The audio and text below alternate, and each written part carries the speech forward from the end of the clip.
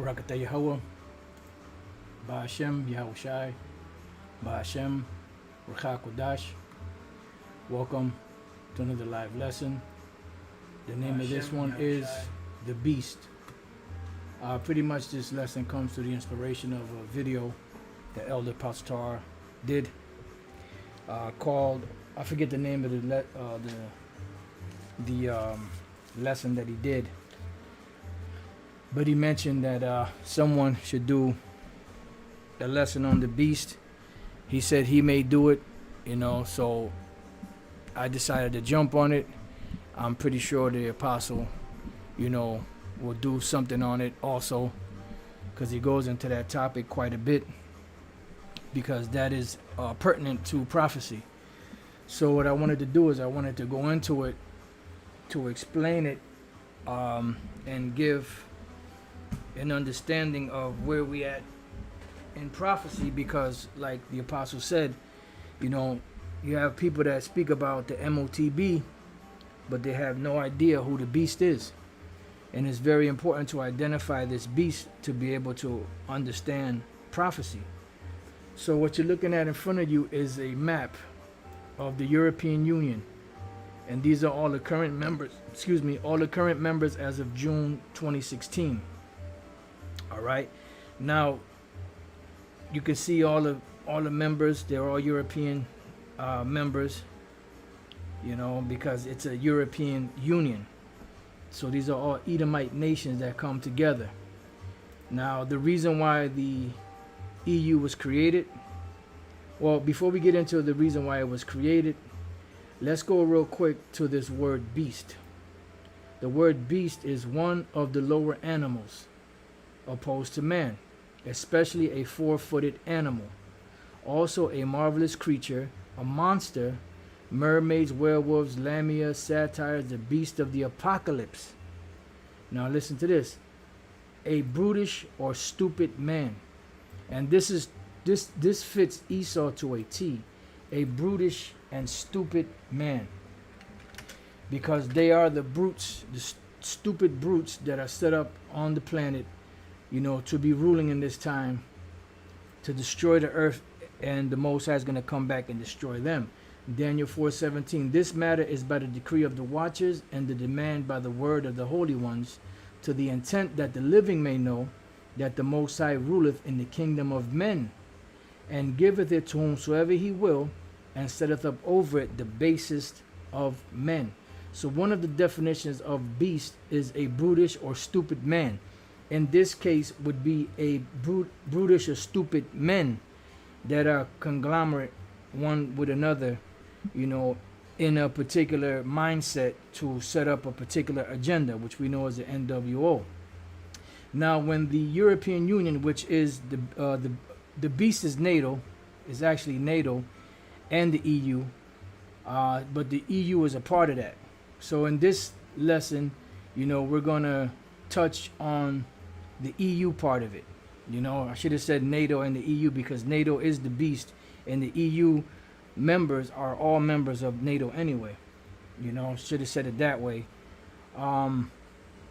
So what we have here is a conglomeration of European nations, which are Edomite nations that came together. Now, this was started after World War II because Europe was war torn, and they wanted to rebuild, so-called. But really it was prophecy coming to pass.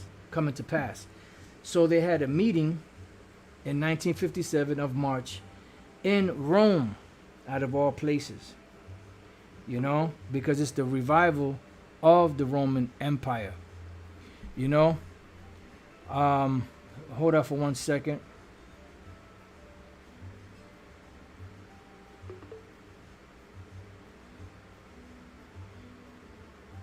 All right, so this may have to be in two parts, but let's get through as much of it as we can. So this is when it was started. There was a meeting that took place in 1957 in Rome, Italy, and it got its teeth or its charter in January 1st of 1958. And originally it was 6 member states. All right, and UK was trying to get in there, but France kept denying them because of their close ties with America. All right, so they kept pushing them out. So it wasn't until 1980, well, before that, England and Ireland, which is one, joined. So that made it 8. I mean, that made it let me see. You had 6. That made it 7 nations, and there was another one that joined. I mean, you could do the research. There were 2 that joined in the 70s, and the final 2 members, which was, they say it was 3. It was Greece, Spain, and Portugal. Which Spain and Portugal is really one. You know, when Greece and Spain joined, that was in 1986, and that completed the 10, which they said was 12, because they had Ireland as a separate one, and they had Portugal as a separate one. But the UK, that's one, with Ireland, and Spain and Portugal are one. So that made it 10 in 1986, and that is true to prophecy. See, that is true to prophecy. So we already read the word beast, a brutish, stupid man. So let's go into some of this history. European Union. The European Union, EU, is a political and economic union of 27 member states. That's as of now. It says that are located primarily in Europe.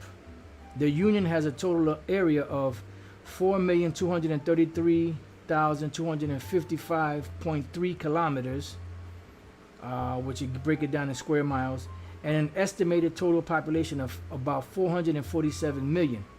An internal single market has been established through a standardized system of laws that applies in all member states in those matters, and only those matters where the state, I got the beast on the brain, where the states have agreed to act as one. And really, I should have labeled this more so the 10 horns of the beast, which I'll change the title, because the beast is NATO, you know. So the Spirit had me go in this direction when I was doing the research. So I'll change the name of the lesson to the 10 horns of the beast. It says, where the states have agreed to act as one, EU policies aim to ensure the free movement of people, goods, services, and capital with the internal market. So this is the cover story, but the real story behind it all is that the Lord is establishing this up to fulfill his prophecies, you know, of the beast with the 7 heads and 10 horns. It says, enact legislation and injustice and home affairs, blah blah blah blah blah blah blah blah blah. All right. Right, so the EU has been described as sui generis political entity without precedent or comparison, with the characteristics of either a federation or confederation. And that's exactly what it is. It's a federation, which is a conglomeration of nations coming together for one particular purpose. And it's really not for the purpose of their so-called economic growth and agriculture and making sure that the workers have a fair share, blah blah, and cut the taxation between them, and whatever the case they say it was. It's really set up to fulfill the prophecies of the scriptures, which are the 10 horns of the beast with 7 heads. So as we jump down here to background, it says during the centuries that followed the fall of Rome in 476, which this is important to know, the fall of Rome. They say 476, but it was actually before that. This is important to know because this is prophecy when you understand the scriptures. It goes on to say several European states after the fall of Rome, several European states viewed themselves as translatio imperii, transfer of rule. It says of the defunct Roman Empire, the Frankish Empire 481 through 843, and the Holy Roman Empire 962 to 8 through 1806 were thereby attempts to resurrect Rome in the West. So why were they trying to resurrect the ancient Roman Empire? Because the Lord had that spirit in them and on them. But they really didn't resurrect it because it wasn't resurrected until the so-called Renaissance period under the European or Edomite European nations. And this is why there was no the beast couldn't be healed until the said time of the 1,000 years was accomplished, because that is prophecy. When we go to Revelation 20 and 1, it says, "And I saw an angel come down from heaven, having the key of the bottomless pit and a great chain in his hand. And he laid hold on the dragon, that old serpent, which is the devil and Satan, and bound him 1,000 years." All of these labels, all of these names are applied to Esau. It's applied to this beast with the 7 heads and 10 horns. And they were bound for 1,000 years because they were stopped from being able to move about like they were. They couldn't deceive anybody. They couldn't rule. Everything that they did was turned to shit, because the Lord had a spell over them. He had a dark cloud over them for a period of 1,000 years, and cast them into the bottomless pit. This bottomless pit represents Europe, because there are no natural resources as far as being able for people to really what's the word I'm looking for? Nourish themselves, for lack of better words. That's why they got to go to places like India and other places, to import spices and foods and different things of that nature, because not many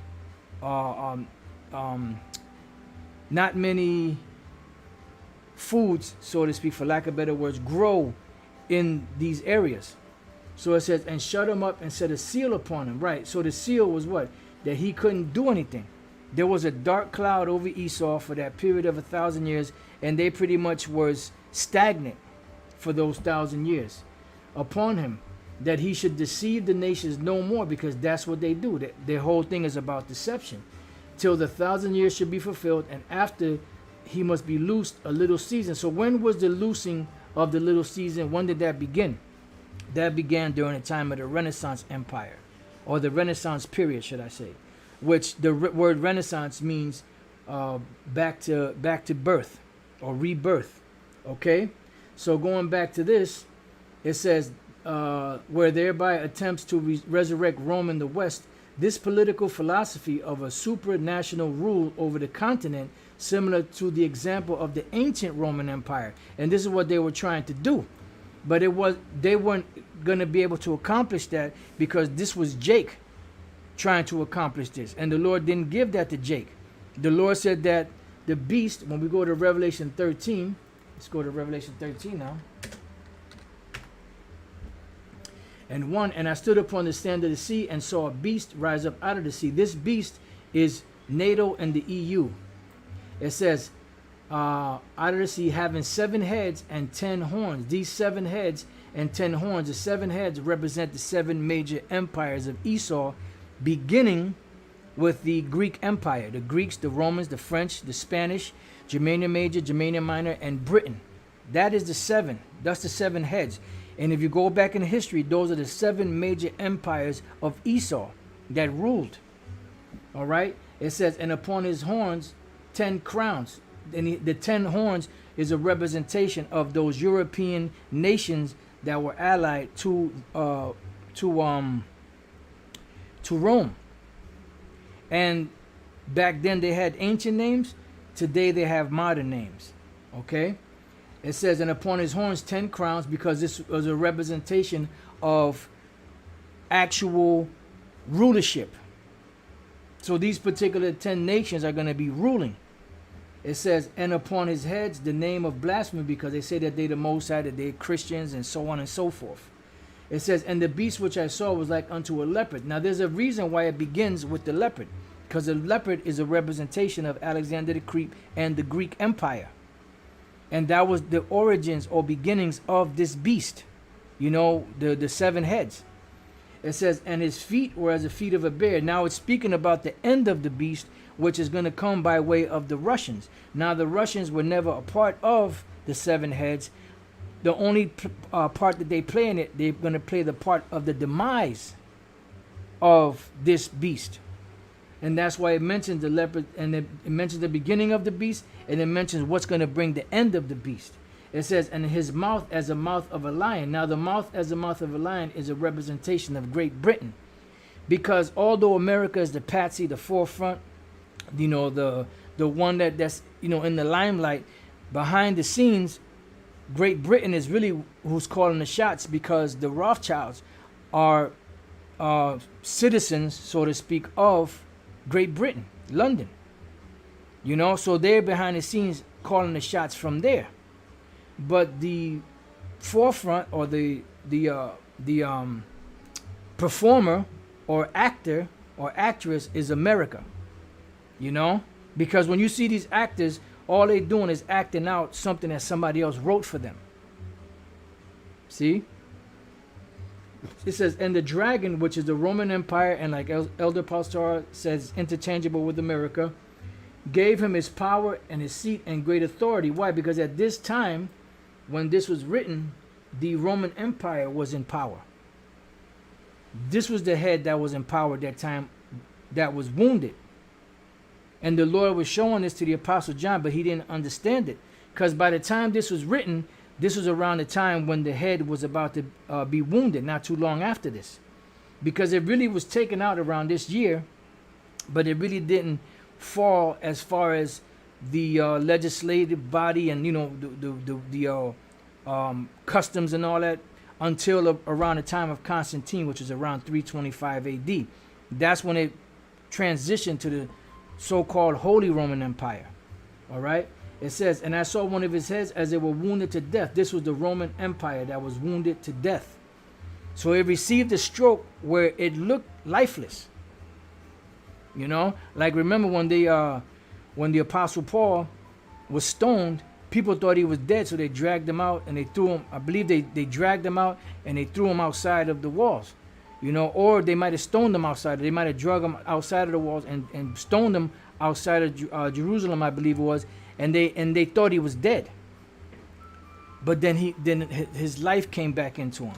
You know, just to give like a small example of that. So the beast laid there lifeless from this wound, right? It says, and his deadly wound was healed, and all the world wondered after the beast. So when the deadly wound was healed, which was around the time of the Renaissance period, all the world wondered after the beast. And why is that? Because the very first thing that the beast did when it was healed was it went around the world to deceive the world. This is where we get Revelation 20:7. And when 1,000 years are expired, what 1,000 years? That 1,000-year prison sentence that the Lord gave them, where the seal was going to be upon them. They were going to be under a dark cloud. They weren't going to be able to deceive anymore. But when that time was expired, Satan, which is this beast, shall be loosed out of his prison, because that was a prison sentence, just like America is a prison sentence to us.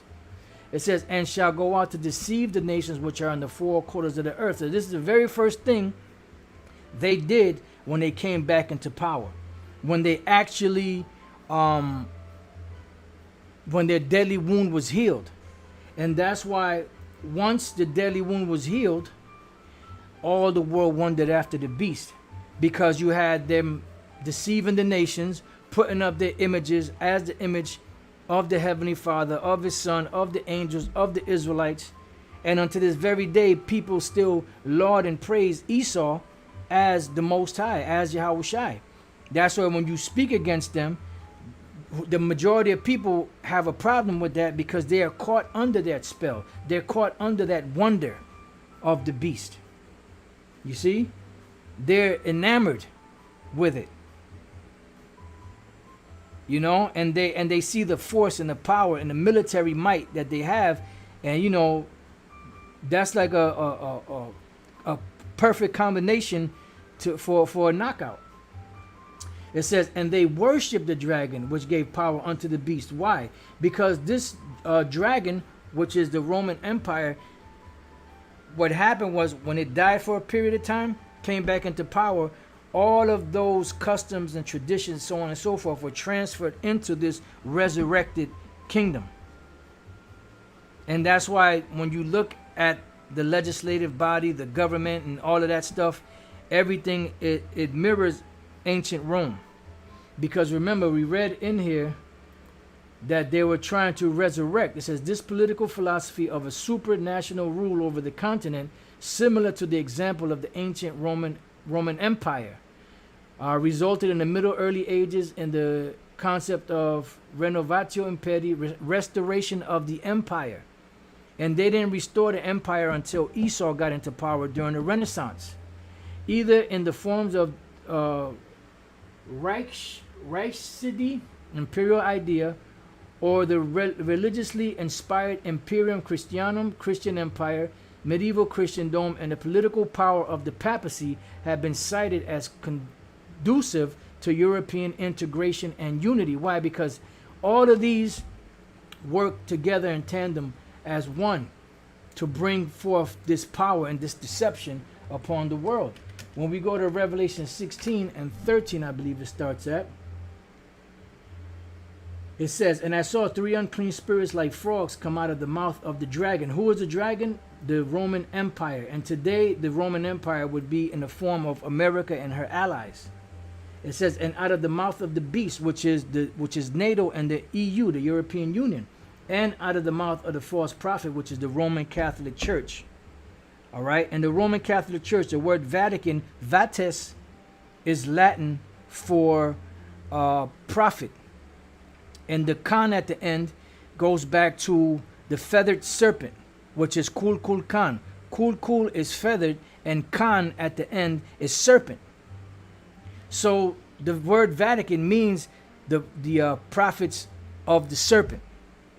All right, and that's exactly what they are, because they're pushing that magic upon the world, because the Roman Catholic Church is key in pushing all of those images and idols, you know, of the Renaissance period out there.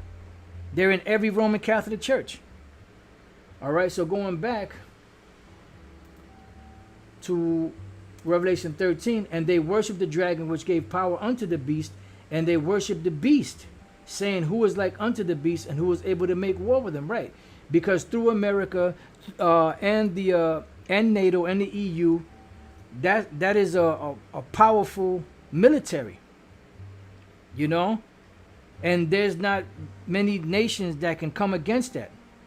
That's why Russia and China have to come together with Iran and other major powers out there in order to be able to defend themselves against this great force. And this is the great force that we read about in Revelation 12 and 9 that's going to make war against Yahushua, against Michael, against the angels, you know, and they're going to lose miserably.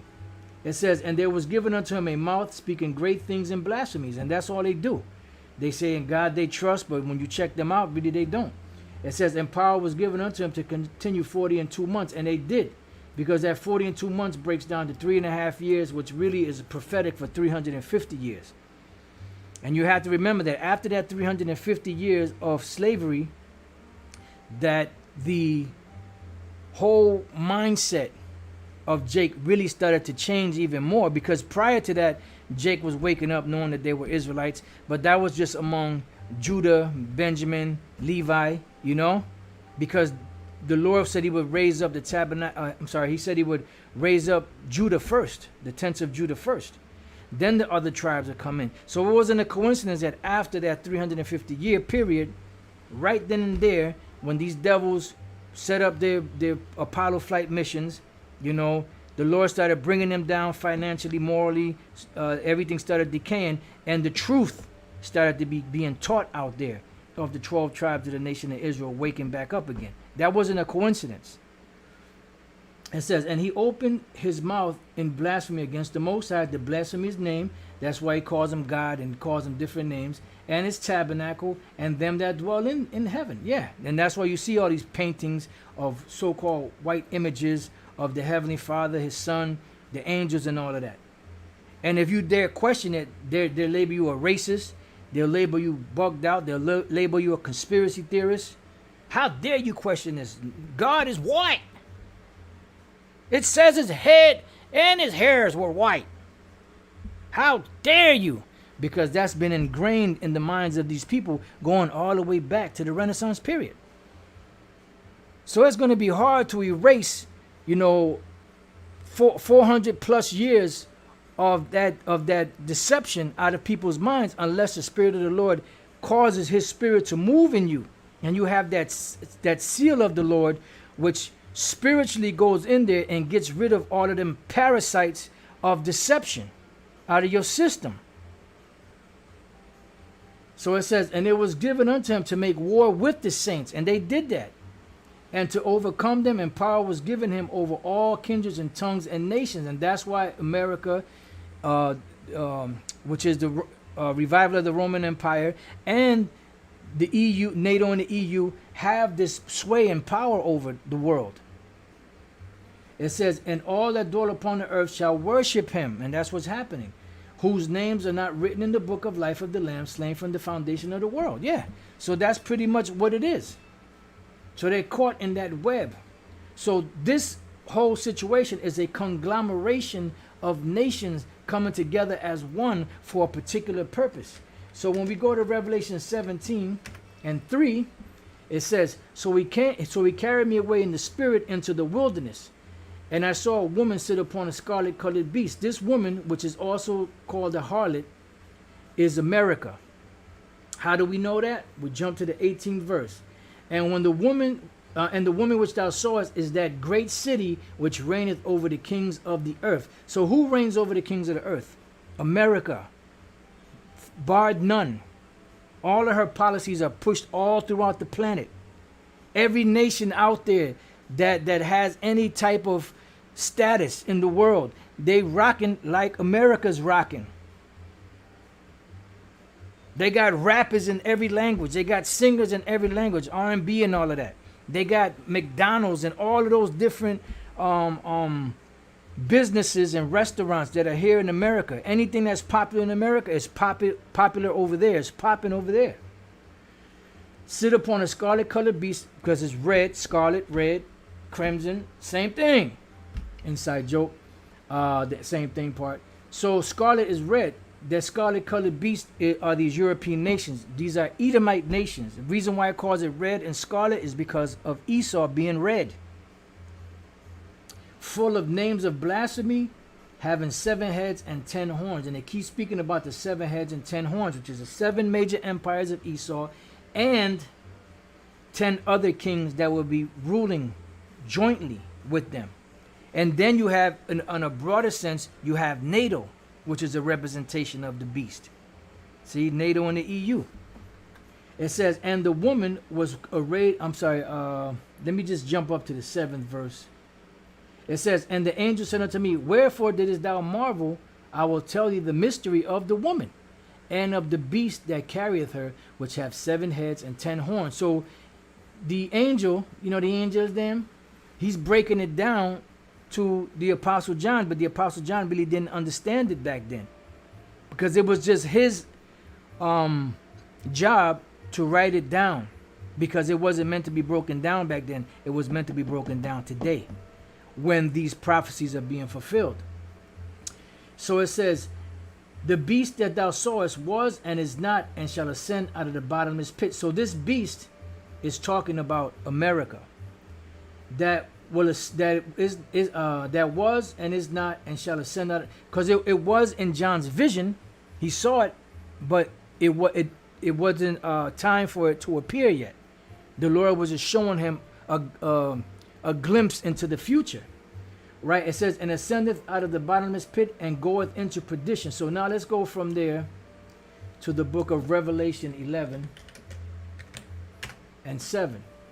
It says, and when they shall have finished their testimony, meaning when Jake went through their captivity and slavery, the beast that ascended out of the bottomless pit, which is America, the ancient Roman Empire being revived again, shall make war against them, and shall overcome them and kill them. And that's what happened.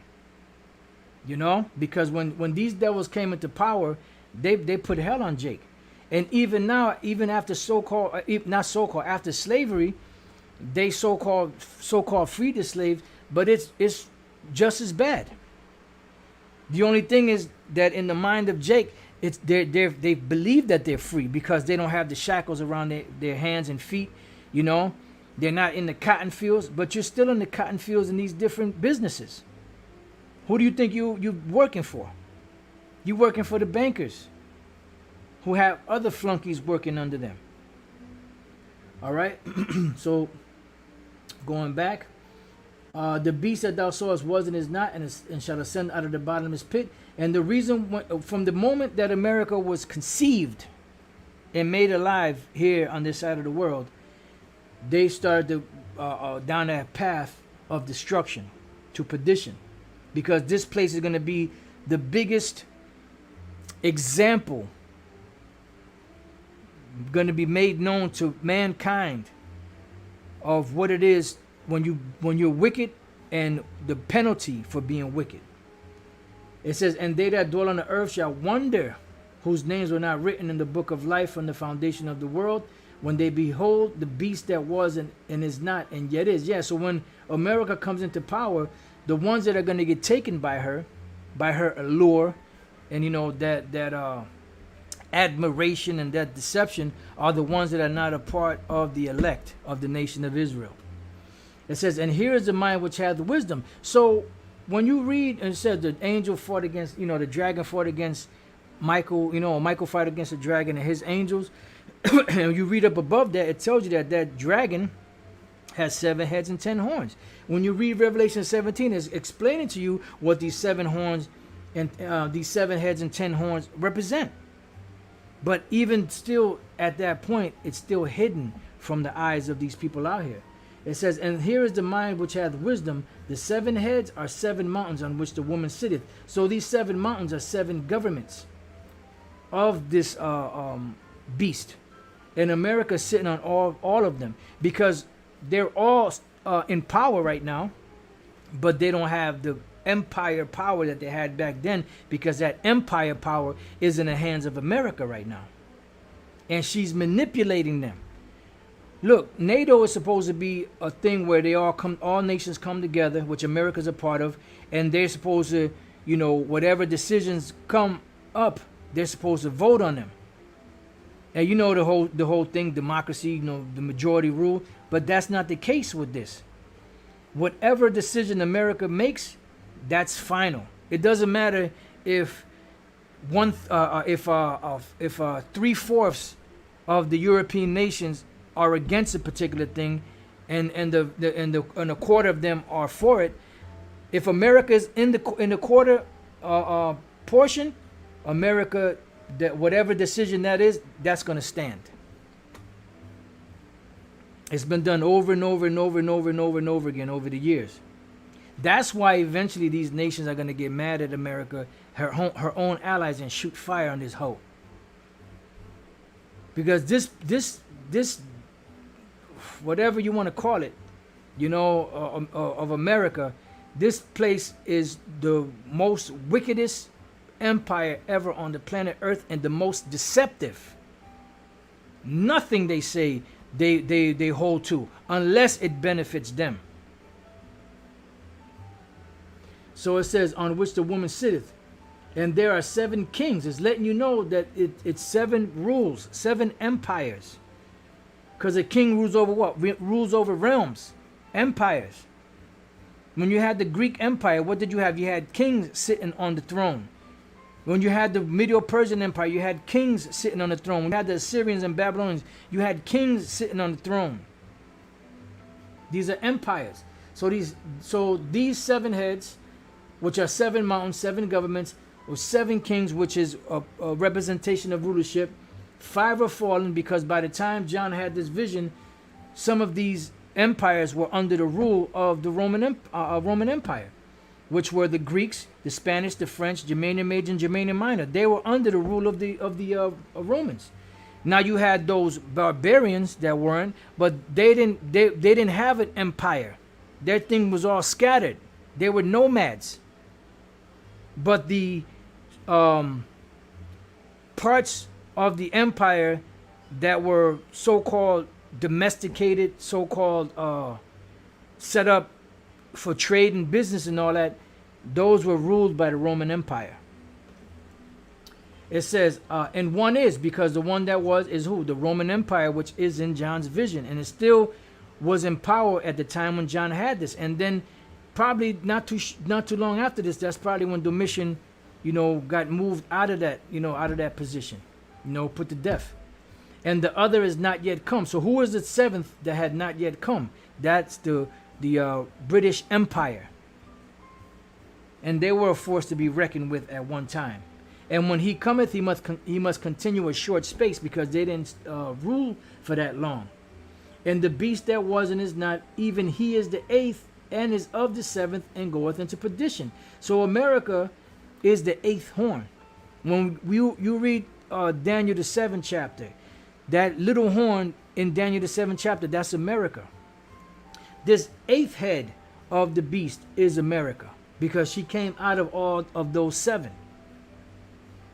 All right, and goeth into perdition means goes into destruction. And the 10 horns which thou sawest are 10 kings. These are 10 realms that are being ruled in Europe right now, which have received no kingdom as yet, but received power as kings 1 hour with the beast. Yeah. So that's that. Let me just write something down that came to mind.